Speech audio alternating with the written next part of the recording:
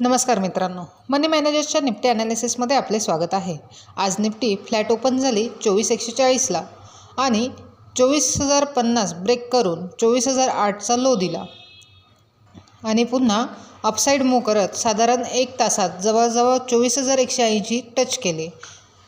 त्यानंतर 24,100चा सपोर्ट घेऊन sideways upward move करत साधारण 2 वाजेच्या सुमारास 24,190 ब्रेक करून आपले पहिले टार्गेट म्हणजेच 24,250 हिट केले आणि 24,300चा हाय दिला। त्यानंतर 24,275ला क्लोज झाली। एकंदरीत सुरुवातीला 24,050 ब्रेक करून खाली मूव होत आहे असे वाटले, परंतु 24,080चा म्हणजेच 30 पॉईंटचा स्टॉप लॉस हिट झाला आणि क्विक रिव्हर्सल होऊन साधारण 1 तासातच 24,180 पर्यंत मूव केली। त्यानंतर साधारण 1:55 24,190 ते 24,300 जवळजवळ 110 पॉईंट्सची अपमूव दिलेली आहे, म्हणजेच 30 पॉईंटचा स्टॉप लॉस हिट झाला आणि 110 पॉईंट्सचा प्रॉफिट। आता डेली टाईम फ्रेममध्ये बघितले तर निफ्टीने पॉझिटिव्ह कॅन्डल बनवलेली आहे।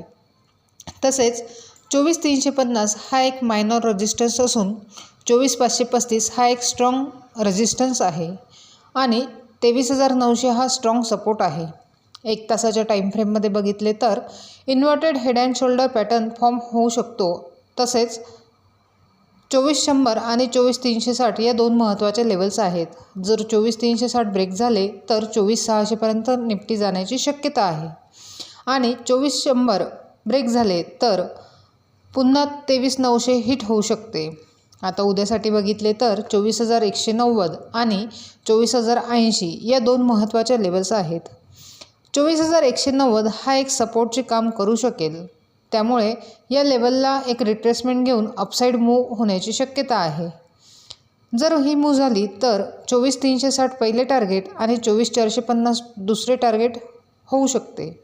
तसेच 24,100 खाली ब्रेक झाले तर 24,080 ब्रेक झाल्यानंतर 23,900 पर्यंत निफ्टी जाण्याची शक्यता आहे।